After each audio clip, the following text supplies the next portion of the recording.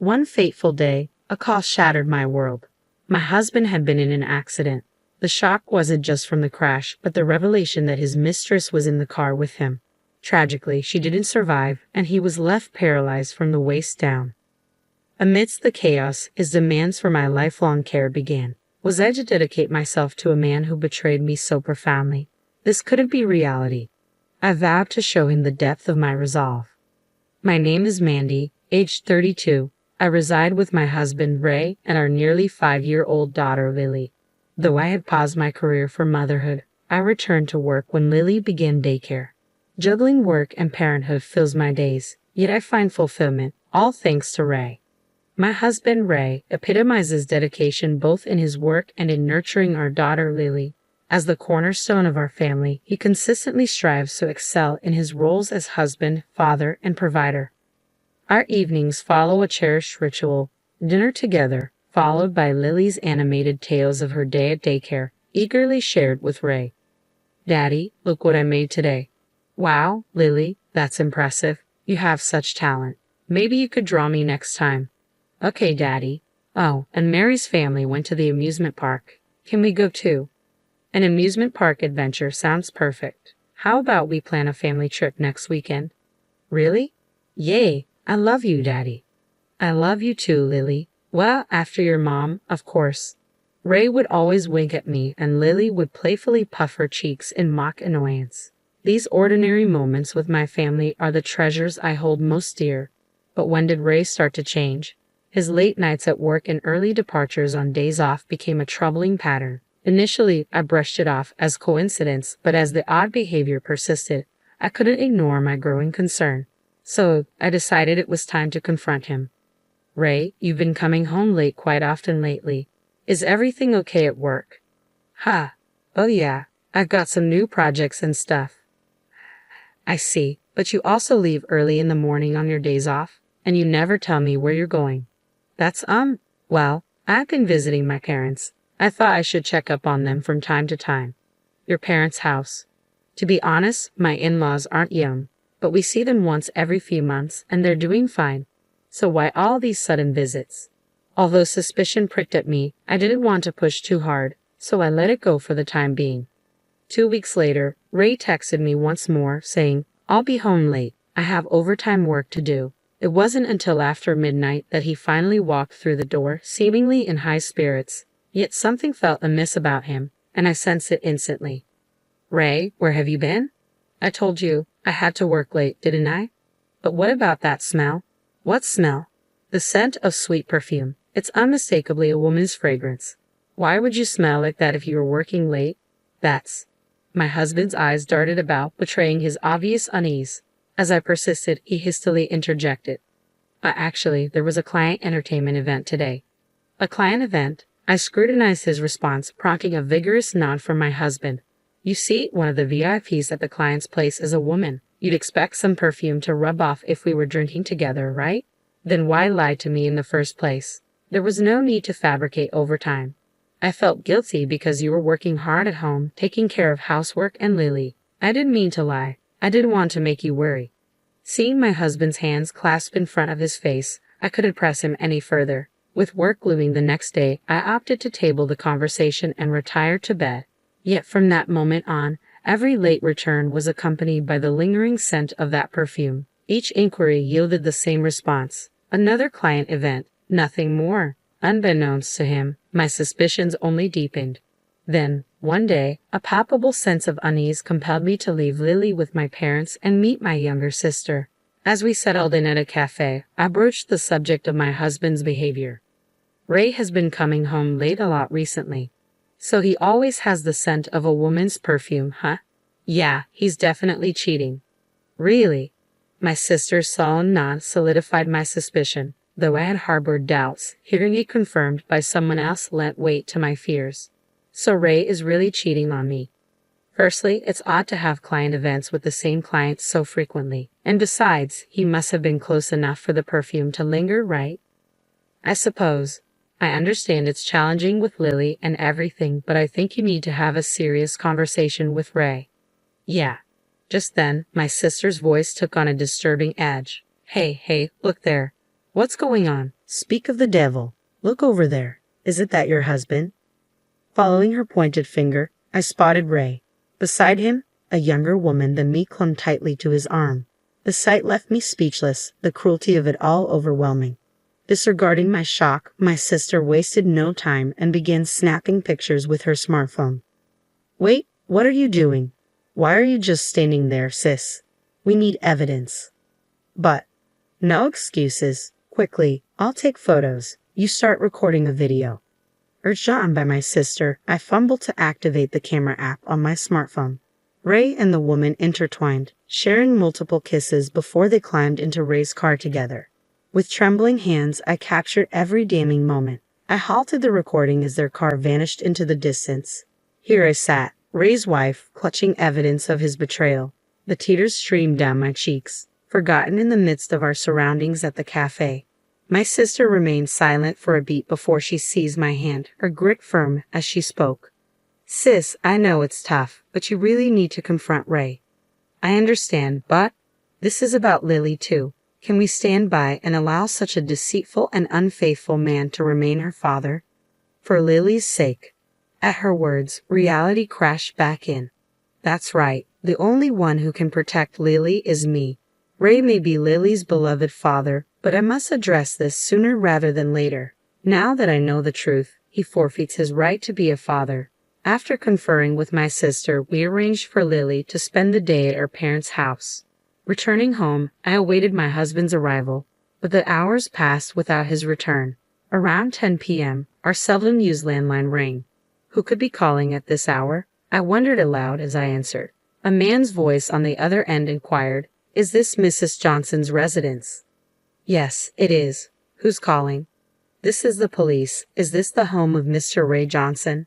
Yes, it is. Is everything all right? Did something happen involving my husband? Please try to stay calm. Your husband has been in an accident. What? According to the police, my husband had been involved in a car accident, and tragically, a woman who was in the passenger seat had lost her life. My husband had been taken to the nearby university hospital. Without a second thought, I rushed to the hospital. Upon arrival, I found my husband undergoing emergency surgery in the trauma unit. A police officer hurriedly entered, offering an explanation of the accident's circumstances.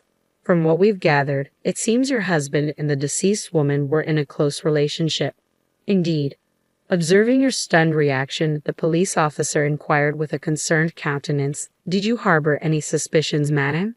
Yes, only today I was on the brink of confronting him with evidence of his extramarital affair.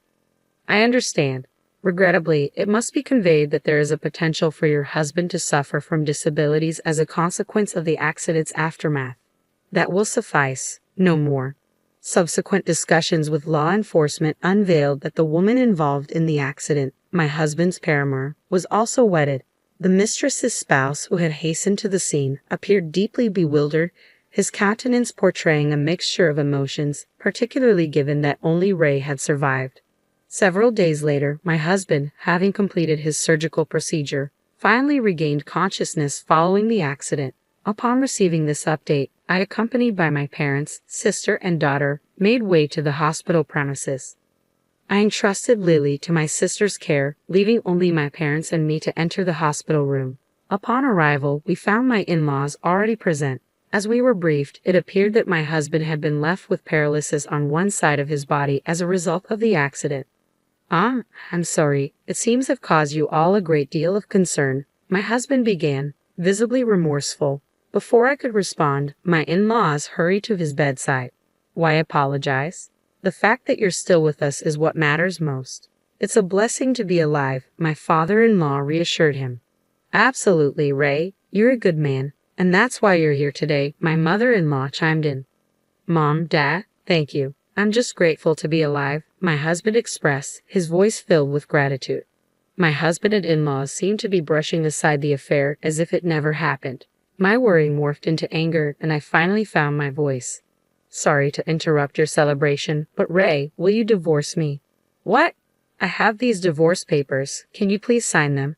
Divorce? Where is this coming from all of a sudden? All of a sudden, you had an accident with your mistress. What are you even saying? No, you've misunderstood. The woman in the car with me was just a business associate, not a mistress. My husband's desperate attempts to lie only fueled my frustration. Did he truly believe he could keep it hidden from me? Are you going to pretend now? I know you cheated, Ray. No, I swear I didn't cheat. You were with your mistress at a cafe on the day of the accident, weren't you? I saw you both leave together. No, it's not. Don't try to make excuses. I momentarily forgot our surroundings in the hospital room and raised my voice. You even sacrificed time with Lily to be with your mistress. What were you thinking? My mother-in-law interrupted me with a disapproving frown. Oh, Mandy, why are you so upset? If Ray cheated, it's probably because you did something wrong. Mother-in-law, what are you saying? Ray just woke up, didn't he? And you heard it from the doctor, didn't you?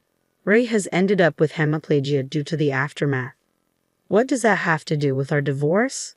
He needs dedicated care now.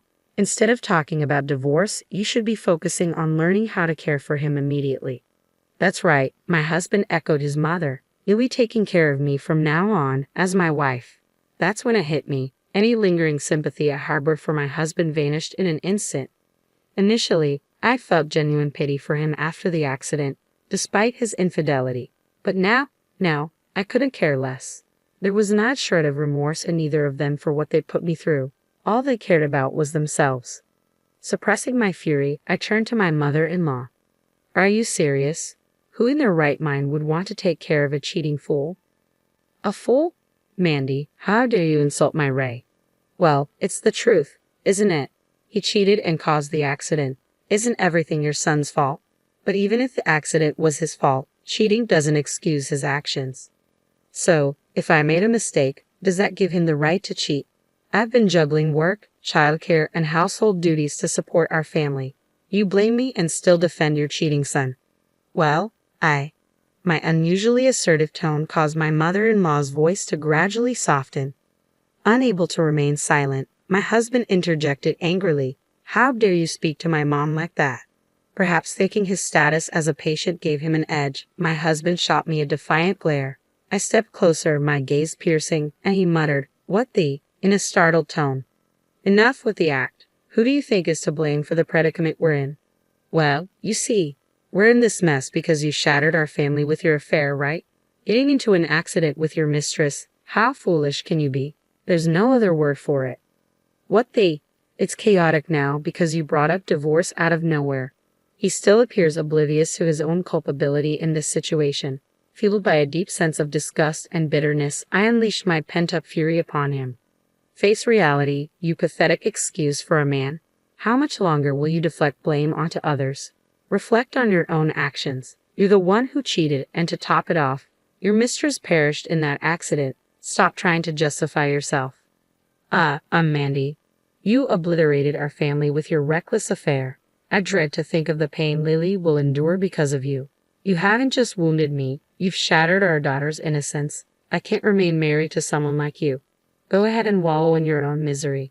As I turned to leave, Ray was rendered speechless, his complexion drained of color. Taking a moment to compose myself, I heard the hospital room door creak open, and in walked our daughter. Lily, how did? I'm sorry, sis. I only looked away for a second. My younger sister entered behind Lily, offering an apologetic bow. Ray seized the chance to address our daughter. Lily, you wouldn't want, right? Daddy, what do you mean? You don't want Mommy and Daddy to be apart, do you? Ray was left speechless by Lily's response. What? But if Mommy's here, you're okay? Because Mommy looks sad when she's with Daddy. It's because Daddy's doing something that Mommy hates, right? Well, you see, I hate it when Daddy makes Mommy sad. I don't need a daddy. I'm fine with just Mommy. Ray seemed taken aback by Lily's words. With nothing more to say, he sank onto the bed, his shoulders sagging. When I pushed the divorce papers toward him again, he relented and signed them. I then enlisted the help of a lawyer and pursued alimony and child support, supported by evidence of his infidelity. Additionally, he was informed about the damages sought by the husband of his mistress, resulting in a substantial financial settlement. His affair with a subordinate at work came to light, resulting in his termination. This isn't just about infidelity, it's a consequence of his actions that led to a tragic loss of life. It's a form of poetic justice. The financial repercussions hit Ray hard, draining his savings and forcing him to downsize to a modest apartment with his in-laws after selling their house. I heard that his in-laws are now caring for their son, who is confined to a wheelchair. As for me, I've chosen to stay at my parents' home for the time being with Lily. Once we're settled, I intend to live independently with Lily again. However, we believed it would be beneficial for Lily's well-being to spend some time surrounded by family. On our way to daycare, I broached the topic that had been weighing on my mind. "Hey Lily, are you truly okay?" "Ha! What do you mean? With Daddy not being here, is it okay with just Mommy and you?" In response, Lily beamed and replied enthusiastically, "I love Mommy the most. I don't like anyone who makes Mommy sad." "I understand. Mommy loves Lily very much." Lily enveloped me in a tight hug, and I held her close, feeling a renewed determination to protect her for as long as I live.